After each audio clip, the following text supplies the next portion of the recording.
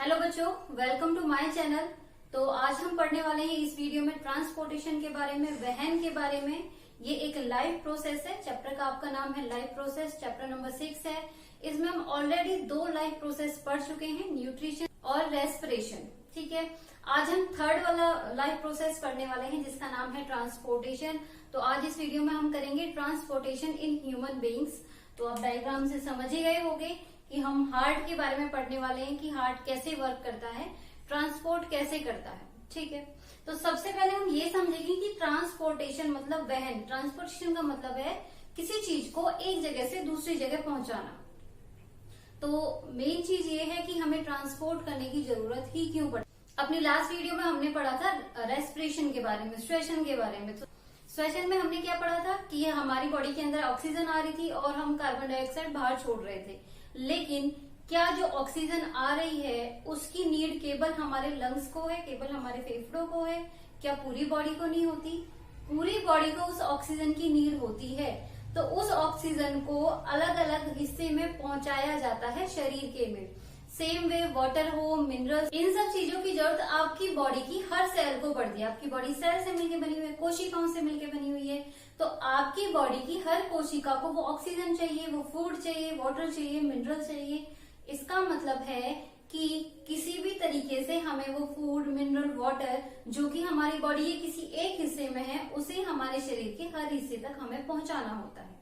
ठीक है, अच्छा ये काम कौन करता है? हम थोड़ा सा पढ़ चुके थे कि इसमें रेस्पिरेशन में कि ब्लड वेसल्स होते हैं जो कि फेफड़ों तक जाते हैं और वहां से ऑक्सीजन को वो ब्लड में आपका होता है हीमोग्लोबिन। हीमोग्लोबिन को HB से लिखते हैं। ये हीमोग्लोबिन अपने साथ ऑक्सीजन को जोड़ लेता है और पूरी बॉडी में ले जाता है फिर। ठीक है, पूरी बॉडी में कब ले जाएगा? जब ब्लड हमारा पूरी बॉडी में फ्लो करेगा। ब्लड के थ्रू ही आपकी ऑक्सीजन जाती है। सेम ब्लड के थ्रू ब्लड में CO2 इन्वॉल्व होके बाहर आती है आपकी बॉडी से। ठीक है, थर्ड क्या था? आपने न्यूट्रिशन पढ़ा है। न्यूट्रिशन में क्या है? जो ब्लड वेसल्स थे स्मॉल इंटेस्टाइन में, जो ब्लड वेसल्स होते हैं, विली होती हैं, वो आपके फूड को एब्जॉर्ब कर लेती हैं। तो उस डाइजेस्टेड फूड को भी किसके थ्रू एब्जॉर्ब किया गया? वो भी ब्लड वेसल्स के थ्रू एब्जॉर्ब किया गया।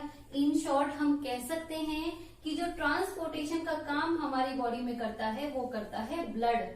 ब्लड के द्वारा ही CO2 हो गया, ऑक्सीजन हो गया, फूड हो गया, मिनरल्स हो गए, वाटर हो गए, सारी चीजें किसके थ्रू हमारे शरीर के अलग अलग हिस्सों में पहुंचती है? वो पहुंचती है ब्लड के थ्रू। इसका मतलब ब्लड को हमारी बॉडी के हर हिस्से में फ्लो किया जाता है। उसको फ्लो कैसे करते हैं? कौन उसकी हेल्प करता है बॉडी के हर हिस्से तक जाने के लिए या बॉडी की हर सेल तक जाने के लिए? तो वो करता है आपका हार्ट। तो हम आज हार्ट के बारे में पढ़ेंगे कि कैसे वो ब्लड को एक जगह से दूसरी जगह भेजता है। तो वैसे सबसे पहले हम इसका नाम दे देते हैं। आपका जो हार्ट है उसे कहा जाता है बॉडी का पंप। जैसे कि पंप होता है घरों में पानी पहुंचाने के लिए, पानी की फिटिंग पूरे घर में होती है। पंप चलाते हैं तो हर पाइप में पानी पहुंच जाता है जहां भी रिक्वायरमेंट होती है। सेम तरह आपका जो हार्ट है वो वर्क करता है। तो इसलिए आपका जो बॉडी का जो पंप है उस किसको कहा जाता है? हार्ट को कहा जाता है। ठीक है, तो ये हार्ट का मैंने डायग्राम बनाया हुआ है ऑलरेडी, टाइम ना लगे जिससे। अच्छा, सबसे पहले जो बेसिक चीज समझनी है आपको वो ये समझनी है कि हार्ट और लंग्स दोनों चीजें साथ साथ वर्क करती हैं। लंग्स, फेफड़े, रेस्पिरेशन में हम पढ़ चुके हैं, हार्ट हम आज पढ़ने वाले हैं। तो सबसे पहले तो कुछ बच्चों को ये गलतफहमी रहती है कि जो हार्ट है वो हमारे ब्लड में ऑक्सीजन सप्लाई करता है या वहां से CO2 निकालता है। तो ऐसा बिल्कुल भी नहीं होता। हार्ट आपकी बॉडी, आपके ब्लड में ना तो ऑक्सीजन मिलाता है ना वहां से CO2 को निकालता है। हार्ट का काम सिर्फ होता है ब्लड को एक जगह से दूसरी जगह पहुंचाना। वो बस एक इंटरमीडिएटर की तरह काम करता है। कैसे? एक छोटे से डायग्राम से समझ लेते हैं। सबसे पहले तो हार्ट से 2 तरह की आपके ब्लड वेसल्स निकलते हैं। ब्लड वेसल्स उन्हें कहते हैं जो आपके ब्लड को कैरी करने का काम करते हैं, एक जगह से दूसरी जगह ले जाते हैं। तो वो 2 किस तरह की होती हैं? मान लीजिए आपका हार्ट है। ठीक है, हार्ट से जो ब्लड है वो पूरी बॉडी में जाता है। ठीक है, और जिसके थ्रू जाता है उन्हें कहते हैं, हार्ट से जाता है बॉडी में, तो इन्हें कहते हैं आर्टरीज। आर्टरी को हिंदी में कहते हैं धमनियां, आर्टरीज, धमनियां। ठीक है, दूसरी तरफ होता है, अब आपकी बॉडी में पहुंच गया, आगे जाके क्या है, मान लीजिए अभी तो आर्टरीज आ रही है, ये बहुत छोटी हो जाती है, आगे जाके डिवाइड होनी शुरू हो जाती है, छोटे छोटे पाइप्स में डिवाइड हो जाती हैं, ताकि इनका साइज, जो एक पाइप है, जब मैं छोटे पाइप की बात कर रही हूँ, उसका साइज एक सेल की बराबर होता है। हम कोशिका पढ़ते हैं, कोशिका के जितनी छोटे छोटे विड्थ की पाइप्स में डिवाइड हो जाती है, उन्हें हम कहते हैं कैपिलरी ट्यूब्स। इस तरह से डिवाइड हो जाती है आगे जाके, जो फर्दर इकट्ठा होके फिर से वीन्स फिर से इकट्ठी हो जाती हैं, और जो अब ये इकट्ठी होके बनाती हैं वो होती हैं वीन्स। इन्हें कहते हैं सिराएं या सिरा। ठीक है, सिराएं लिख देते हैं, बहुत सारी होती हैं, तो इन्हें कहते हैं कैपिलरी ट्यूब्स, कैपिलरीज। ठीक है, अच्छा, ये कह सकते हैं जो कैपिलरी हैं, जो छोटी छोटी डिवाइडेड पाइप एक तरह से हैं, वो एक तरह से जोड़ने का काम करती हैं आर्टरीज को और वेन्स को। सबसे पहले आपने सिर्फ छोटी सी बात समझी, वो ये समझी कि जो भी आपके हार्ट से ब्लड को बॉडी में ले जाते हैं, उन्हें हम कहते हैं, उन ब्लड वेसल्स को हम कहते हैं, हिंदी में कहते हैं उन्हें रुधिर वाहिकाएं। रुधिर वाहिकाएं मतलब खून को कैरी करने वाली, रक्त को कैरी करने वाली। ठीक है, तो जो हार्ट से बॉडी में ले जाती हैं उन्हें धमनियां कहते हैं, उन्हें आर्टरीज कहते हैं। और जो यूज किए हुए ब्लड को, आपका ब्लड सेल के अंदर पहुंच गया, ये सेल तक पहुंचा रही है, कैपिलरीज जो है वो सेल के कनेक्शन में, इन्होंने क्या करा, सेल तक ब्लड को पहुंचा दिया, सेल में रेस्पिरेशन हुआ और रेस्पिरेशन से CO2 उस ब्लड में मिल गया। तो जो CO2 वाला ब्लड है वो जो हार्ट तक आ रहा है, वो आ रहा है आपका वीन्स के थ्रू, सिराएं। ठीक है, तो यहाँ पे आपका CO2 होता है ब्लड में, यहाँ पे ऑक्सीजन होता है, इसे हम प्योर ब्लड भी कहते हैं। ठीक है, तो आर्टरीज जो होती है वो क्या करती है, प्योर ब्लड को कैरी करती है, जो वीन्स, जो सिराएं होती हैं, वो इम्प्योर ब्लड को कैरी करती हैं, शुद्ध अशुद्ध, शुद्ध रक्त अशुद्ध रक्त। ठीक है, इतना समझ आ गया, छोटा सा पॉइंट हमने पढ़ा, एक एक पॉइंट क्लियर होना चाहिए। तो हमने क्या पढ़ा, जो हार्ट से बॉडी में ब्लड ले जाए उसे आर्टरीज कहते हैं, और जो बॉडी से यूज किए हुए ब्लड को आपके हार्ट में लाए उन्हें हम वीन्स कहते हैं, उन्हें हम शिराएं कहते हैं। आर्टरीज में इसका मतलब हार्ट से जो ब्लड जा रहा है वो उसमें ऑक्सीजन जाता है, तो उसमें प्योर ब्लड होता है, और जो आपका वीन्स के थ्रू हार्ट में वापस आ रहा है यूज किया हुआ ब्लड, उसमें CO2 ज्यादा है, उसे हम इम्प्योर ब्लड भी कहते हैं। ठीक है, ये पॉइंट क्लियर हुआ। चलिए अब देखते हैं लंग्स और हार्ट आपस में साथ में मिलके कैसे काम करता है। ये साथ साथ आप नोट कर लेना वीडियो पॉज करके। ठीक है, चलिए अब देखते हैं कनेक्शन कैसे होता है हार्ट के और लंग्स के बीच। मान लीजिए ये आपका हार्ट है, ठीक है, और यहाँ पे आपके लंग्स हैं,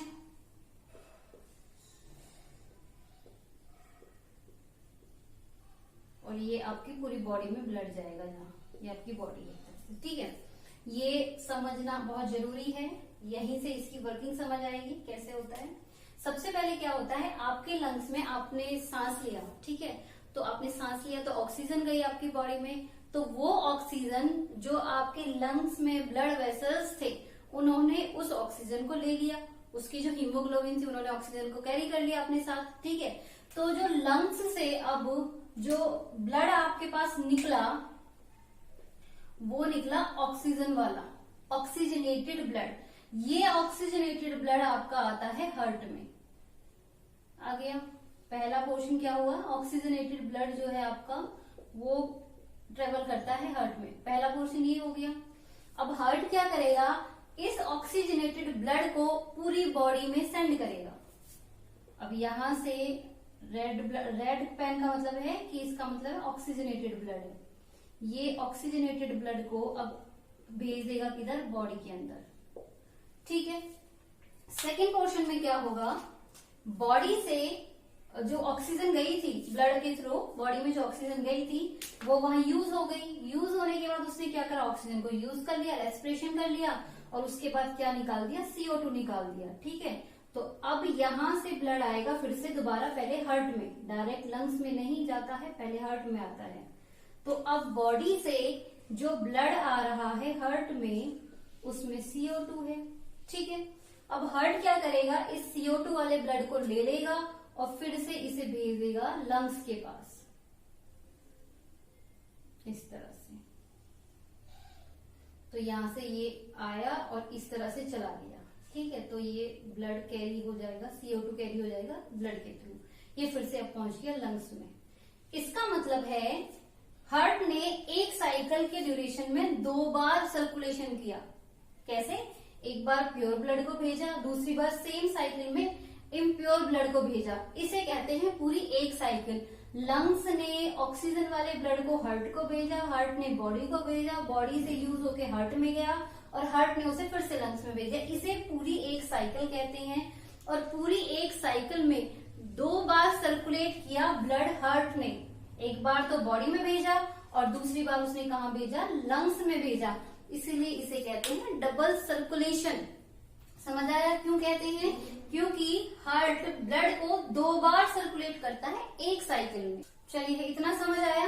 अभी हमने पिछले डायग्राम में पढ़ा था कि जो हार्ट से ब्लड को बॉडी में ले जाती हैं उन्हें आर्टरी कहते हैं, और जो बॉडी से हार्ट में लेके आते हैं उन्हें वीन्स कहते हैं। तो आर्टरी ये कह सकते हैं हम, उसमें O2 वाला ब्लड होता है। ठीक है, और वीन उसमें कौन सा ब्लड होता है, CO2 वाला। ठीक है, इसका मतलब ये जो है ये क्या हो गई, आर्टरीज हो गई।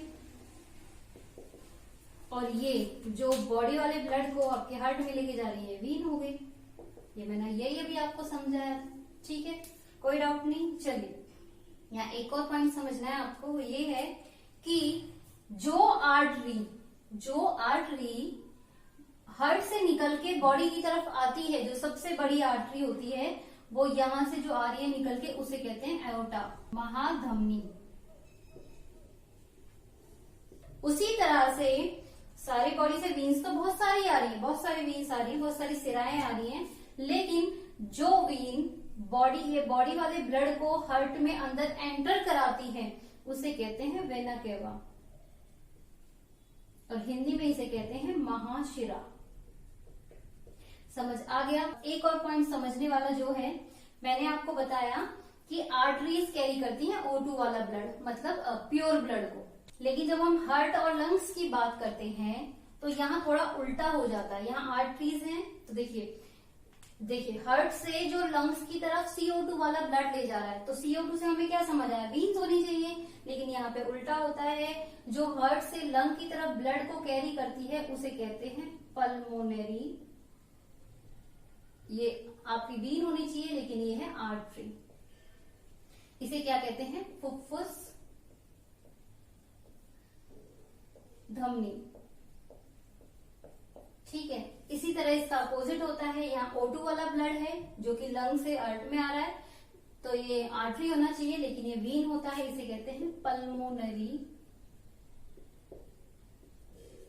वीन, फुफ्फुस सिराएं। ठीक है, समझ आ गया। ये थोड़ा उल्टा होता है यहाँ पे, जो हार्ट से लंग्स की तरफ कैरी करते हैं ब्लड को, या हार्ट से लंग की तरफ लेके आते हैं। इतना समझ आ गया। आर्टरी होती है O2 वाली, वीन्स होती है CO2 वाली, लेकिन जब हम हार्ट से लंग को कनेक्ट करते हैं तो ये बिल्कुल अपोजिट हो जाती हैं। तो उसे कहते हैं पल्मोनरी आर्टरी, जो CO2 कैरी करती है, और जो साफ ब्लड को लेके आती है उसे कहते हैं पल्मोनरी वीन। ये बस एक यहाँ अपोजिट होता है, एक्सेप्शन होता है। ठीक है, बाकी सारी आर्टरीज में प्योर ब्लड ही फ्लो करता है। चलिए हार्ट की वर्किंग समझते हैं कि कैसे काम करता है। आई होप ये समझ आ गया होगा। ये समझ आ गया तो इसको समझने में कोई प्रॉब्लम नहीं होगी। मेन चीज वहां पे है। देखिए, सबसे पहले जो ह्यूमन का हार्ट है वो 4 चैम्बर्ड होता है। 4 chambered, first, second, third, fourth, 4 block होते हैं। एक तरह से ये कह सकते हैं 4 ब्लॉकों में बटा हुआ होता है। 2 इस तरफ वाले, 2 इस तरफ वाले। जो इस तरफ वाले होते हैं, अगर हम ऐसे खड़े हों तो ये हमारा राइट होगा, तो ये वाले राइट है। देखने में उल्टा लग रहा है, लेकिन अगर हम ऐसे बात करें, सामने से फेस करें, तो ये वाला राइट होता है, ये वाला लेफ्ट होता है।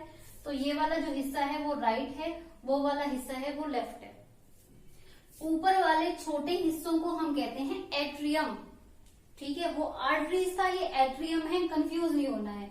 एट्रियम को कहते हैं आलिंद कहते हैं। ठीक है, और नीचे वाले दोनों बड़े वाले हिस्सों को कहते हैं निलय। ठीक है, तो ये क्या हो गया, ऊपर वाला दायां एट्रियम मतलब राइट एट्रियम हो गया, दायां अलिंद हो गया, और ये नीचे वाला अभी भी दायां ही है भाई, तो ये कैसा होगा, राइट वेंट्रिकल होगा। नीचे वाले हिस्से को कहते हैं वेंट्रिकल, इन्हें कहते हैं निलय हिंदी में, तो ये हो गया राइट वेंट्रिकल। उसी तरह से ऊपर वाला क्या हो गया, लेफ्ट एट्रियम, बायां अलिंद, नीचे वाला क्या हो गया, लेफ्ट वेंट्रिकल, बायां निलय। ठीक है, ये इसके 4 हिस्से हो गए, दाएं बाएं, उधर ऊपर ऊपर एट्रियम, ऊपर ऊपर अलिंद, नीचे नीचे निलय या फिर वेंट्रिकल। ठीक है, लेफ्ट राइट में कोई प्रॉब्लम नहीं होगी। चलिए, अब इन 4 वाले हिस्सों में से जो इधर वाले हैं, राइट वाले हैं, जो आपका सीधा हाथ है, ये वाला हिस्सा है जो आपका, इसमें जो ब्लड फ्लो करता है, एक तरह से आप ये समझ लीजिए वो CO2 वाला ब्लड फ्लो करता है। जहां जहां भी मैंने ब्लू मार्कर चलाया है, इसका मतलब वहां पे CO2 वाला ब्लड है। ठीक है, और जहां पे भी रेड मार्कर मैंने चलाया है, वहां पे आपका ऑक्सीजन वाला ब्लड है, ऑक्सीजनेटेड है, प्योर ब्लड है। ठीक है, इसका मतलब हार्ट के राइट हिस्से में CO2 वाला या फिर डीऑक्सीजनेटेड या फिर इम्प्योर ब्लड फ्लो करता है, और लेफ्ट वाले हिस्से में, उल्टे वाले में, बाएं वाले हिस्से में आपका ऑक्सीजनेटेड या फिर प्योर ब्लड फ्लो करता है। ठीक है, इसके अलावा क्या दिख रहा है इसमें आपको, एक दिख रहा है आपको सेप्टम। सेप्टम ये बीच वाला हिस्सा है जो कि इन चैम्बर्स को अलग अलग कर रहा है, बीच में से विभाजित कर रहा है, राइट और लेफ्ट को विभाजित जो कर रहा है। ठीक है, सेप्टम होता है। और जो ये वाली मसल है, ये कार्डिक मसल होती है आपकी। इसके अलावा आपको क्या दिख रहा है, एओर्टा दिख रहा है, जो कि हमने अभी यहाँ से पढ़ा था। एओर्टा क्या था हमारा, जो हार्ट से बॉडी में ब्लड लेके आता है, हार्ट से बॉडी में लेके जा रहा है। ठीक है, उसके अलावा आपको क्या दिख रहा है, इसके अलावा वेना केवा दिख रहा है। वेना केवा क्या था, जो बॉडी से ब्लड को हार्ट में लेके आ रहा है। यहाँ समझ जाओगे तो वहां बहुत इजी हो जाएगा समझना। तो यहाँ पे भी क्या है, वेना केवा क्या है, बॉडी से ब्लड को लेके आ रहा है। ठीक है, इतना समझ आ गया। स्टेप बाय स्टेप चलते हैं कि कहाँ से कैसे फ्लो करता है। तो सबसे पहला हम मानेंगे कि लंग्स से जो ऑक्सीजन वाला ब्लड है वो आपके हार्ट में आएगा। तो ये देखिए, फ्रॉम लंग्स, यहां से आता है। ये भी आप समझ सकते हो, जो ये वाला हिस्सा है ये लंग्स की तरफ है सारा, मतलब यहाँ लंग्स में जा रहा है, यहाँ लंग्स से आ रहा है। तो अगर हम लेफ्ट की बात करें तो लंग्स की तरफ वर्क करता है, और राइट वाले की बात करें तो बॉडी की तरफ वर्क करता है। कैसे, ये देखिए, तो सबसे पहले लंग्स से जो आपका ब्लड आता है, सबसे पहले वो किस में आता है, ये क्या है बेटा, ये है आपका लेफ्ट एट्रियम।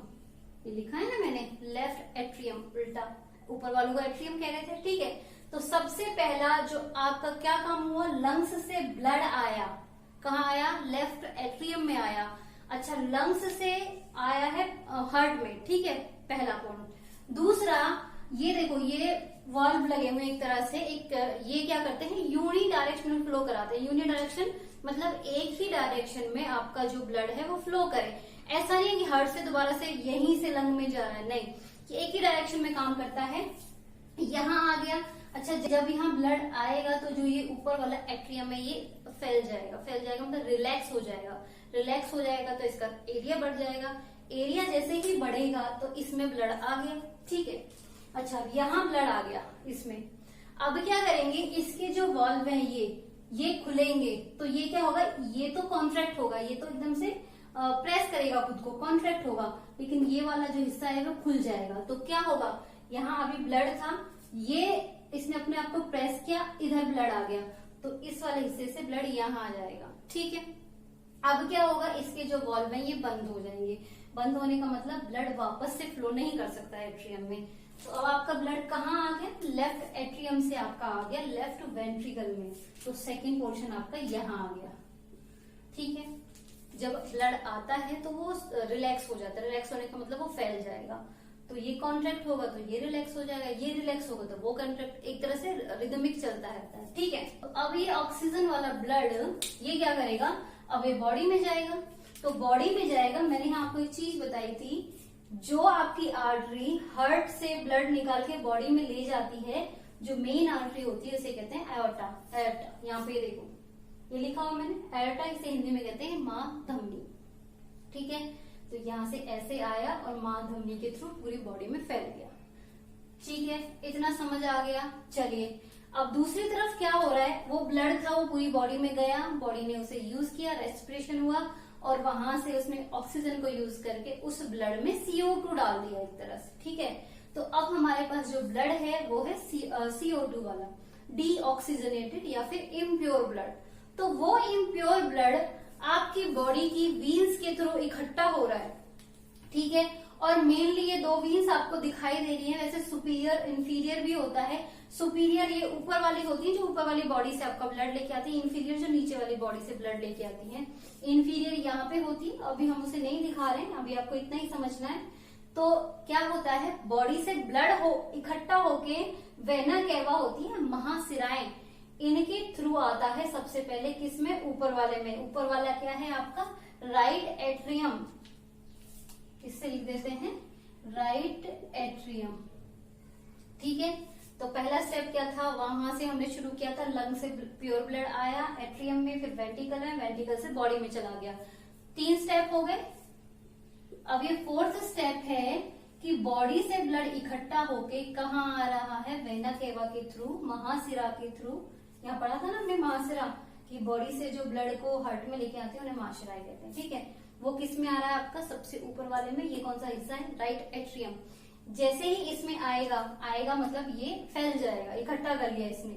उसके बाद क्या होगा, ये ऊपर वाला जो है, अभी इसमें ब्लड है, ये फैला हुआ है। अब ये क्या करेगा, ये खुद को कॉन्ट्रैक्ट करेगा और ये वाले वाल्व खुल जाएंगे। जैसे ये कॉन्ट्रैक्ट करेगा, नीचे वाला अपने आप को रिलैक्स कर देगा, फैल जाएगा, सारा ब्लड इसमें आ गया। किसमें आ गया आपका, ये क्या है, राइट वेंट्रिकल।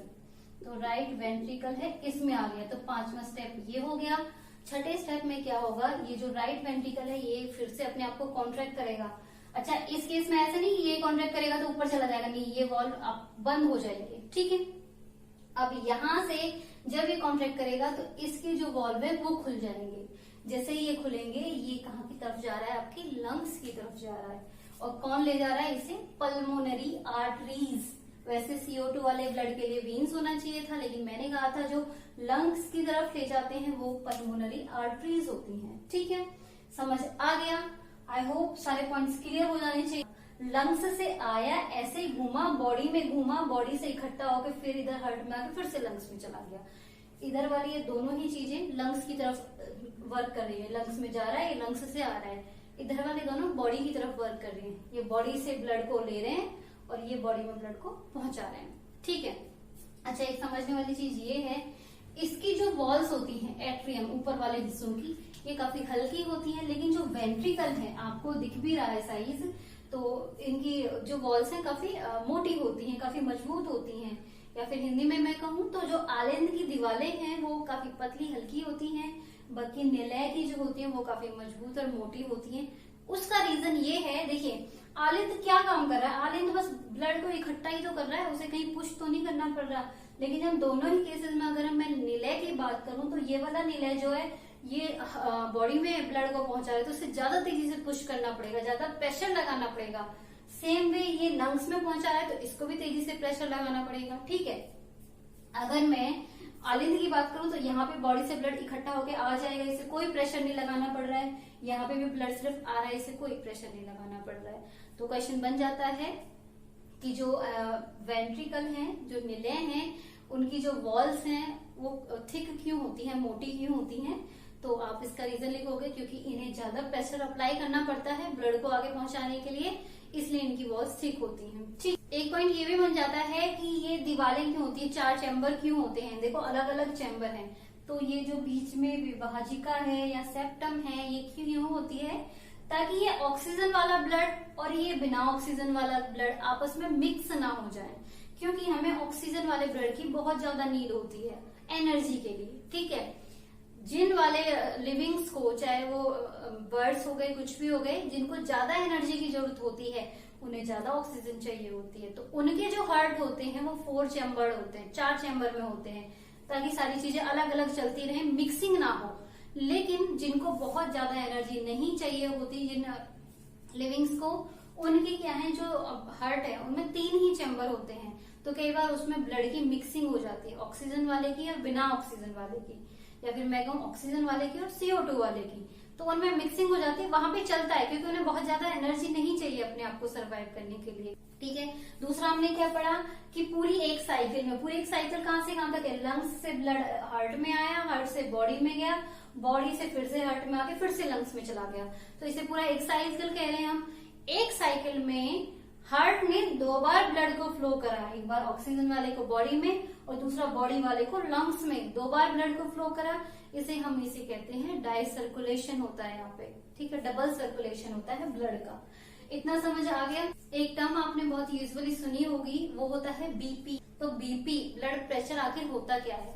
ब्लड जो होता है वो जो आपके ब्लड वेसल्स हैं जिसमें भी हम उन्हें कैरी करें, चाहे आर्टरीज हैं चाहे वीन्स हैं, उनपे क्या है, उनपे एक प्रेशर अप्लाई करेगा। है तो एक लिक्विड ही एक तरह से फ्लूइड है तो प्रेशर भी अप्लाई करेगा। तो ब्लड जो ब्लड वेसल्स जिसमें वो बह रहा है, जिसमें वो फ्लो कर रहा है, उस पर एक प्रेशर लगाता है, उसी को हम ब्लड प्रेशर कहते हैं। अच्छा, हम जो बीपी नापते हैं, ब्लड प्रेशर जो हम कहते हैं, वो हम आर्टरीज का मेजर करते हैं। क्यों मेजर करते हैं भाई? वीन्स में क्या हो रहा है, ब्लड बॉडी से सिर्फ इकट्ठा होकर आपके हार्ट में आ रहा है, ठीक है, उस पर कोई प्रेशर नहीं देखते हम देखते हैं कि जो हार्ट ने ब्लड को पंप किया बॉडी में, तो वहां पे हार्ट ने कितना प्रेशर लगाया। देखिए यहां से ये जा रहा है बॉडी में एओर्टा के थ्रू, तो हम जो सबसे पहली बात है जो बीपी मेजर करते हैं वो हम आर्टरी का मेजर करते हैं, वीन का मेजर नहीं करते हैं, ठीक है। तो जब ये कॉन्ट्रैक्ट करता है, कॉन्ट्रैक्शन करता है, कॉन्ट्रैक्शन कौन भाई? एओर्टा की बात कर रहे हैं हम सीधे, तो हम सिर्फ इस वेंट्रिकल की बात करेंगे, लेफ्ट वेंट्रिकल, ठीक है। बायां निलय जब कॉन्ट्रैक्ट करता है उस सिचुएशन को हम कहते हैं सिस्टोल। हिंदी में इसे कहते हैं प्रकुंचन दाब, प्रकुंचन दाब, ठीक है। मतलब जब उसने दाब लगाया, किसने? निलय ने। इस टाइम पे जो यहाँ पर दाब मेजर किया जाता है, प्रेशर मेजर किया जाता है, वो होता है 120 mm ऑफ मर्करी, ठीक है। जो मेजर करते हैं वो मर्करी वाला यूज करते हैं, ठीक है। दूसरा कंडीशन क्या होती है? जब ये रिलैक्स होता है, जब ये रिलैक्स होता है तो यहाँ ऑब्वियसली प्रेशर कम होगा, तो उस को कहते हैं हम रिलैक्सेशन। उस कंडीशन को क्या कहते हैं? रिलैक्सेशन। रिलैक्सेशन किसका? लेफ्ट वेंट्रिकल का, ठीक है, उसे हम कहते हैं डायस्टोल। इसे हिंदी में कहते हैं अनुस्थिलन दाब, अनुस्थिलन दाब मतलब स्थिर हो, ठीक है। और ये जो नॉर्मल होती है इसकी वैल्यू वो होती है 80 mm ऑफ मर्करी, HG को मर्करी कहते हैं, ठीक है। तो एक नॉर्मल जो हार्ट बीपी हो गया वो कितना हो गया? 120 से 120 to 80 mm ऑफ मर्करी। जिस टाइम पे आपका जो लेफ्ट वेंट्रिकल है, जिस टाइम पे कॉन्ट्रैक्ट कर रहा है, उस टाइम पे अगर बीपी 120 है तो हम नॉर्मल कहेंगे, और जो जिस टाइम पे ये रिलैक्स है उस टाइम पे 80 है तो हम कहेंगे नॉर्मल है। लेकिन कई बार क्या है, बीपी ज्यादा हो जाता है, मतलब ये ज्यादा प्रेशर से, ज्यादा कॉन्ट्रैक्ट करता है तो ज्यादा प्रेशर से ब्लड फ्लो करता है, उसे हाइपरटेंशन कहते हैं। वो एक डेंजरस होता है एक तरह से। आपकी जो आर्टरीज हैं वो फट भी सकती हैं। ब्लड का प्रेशर अगर बहुत ज्यादा होगा तो आर्टरीज आपकी बस्ट कर सकती हैं, फट सकती हैं, तो वो एक डेडली कंडीशन हो जाती है। हाइपरटेंशन नहीं होना चाहिए, ठीक है। तो नॉर्मल बीपी जो है वो कितना है? 120 to 80 mm। इसे किससे मेजर करते हैं? उसे कहते हैं स्पाइगमोमैनोमीटर। तो जब ये वाली नॉर्मल कंडीशन होती है तो वो बीप सुनाई देता है। जो हार्ट की जो साउंड होती है वो होती है लब डब साउंड, लब डब साउंड होती है। एक बार जब कॉन्ट्रैक्ट करता है, देखो एक और चीज समझने वाली है, जिस टाइम पे ये कॉन्ट्रैक्ट करेगा, ये सिकुड़ेगा, ये फैलेगा और ये सिकुड़ेगा, मतलब अपोजिट होता है। ये कॉन्ट्रैक्ट करेगा तो ये भी कॉन्ट्रैक्ट करेगा, ये रिलैक्स करेगा तो ये भी रिलैक्स करेगा, तो एक बार ये कॉन्ट्रैक्ट करेगा तो ये कॉन्ट्रैक्ट करेगा, मतलब अपोजिट वाले होते हैं। तो एक टाइम पे तो ये दोनों कॉन्ट्रैक्ट करेंगे तो ये दोनों फूल जाएंगे। रिदमिकली कॉन्ट्रैक्ट और रिलैक्स होते रहते हैं, उसकी वजह से उसकी शेप भी चेंज होती रहती है, ठीक है। ये समझ आया? चलिए आज की वीडियो में इतना ही। आई होप आपको समझ आया होगा। तो इसके बेस पे जितने भी क्वेश्चन बनेंगे, अगर आपने इसे अच्छे से समझा है तो आप सारे क्वेश्चंस के आंसर दे दोगे, जिसके लिए मेनली आपको इसकी वर्किंग समझना जरूरी है कि कहाँ से कौन सी चीज आ रही है, जा रही है, कौन सी एट्रियम है, वेंट्रिकल, सबका अगर इनमें जितने भी नाम है इतने आपको पता है इनके बारे में, दैट मीन्स आपको ट्रांसपोर्टेशन आ गया, ट्रांसपोर्टेशन इन ह्यूमन। तो अपने नेक्स्ट वीडियो में हम ट्रांसपोर्टेशन को कंटिन्यू करेंगे और उसमें देखेंगे कि प्लांट्स में ट्रांसपोर्टेशन कैसे होता है। ये वीडियो अच्छी लगी हो तो प्लीज लाइक, शेयर और सब्सक्राइब करना ना भूलें। Thank you.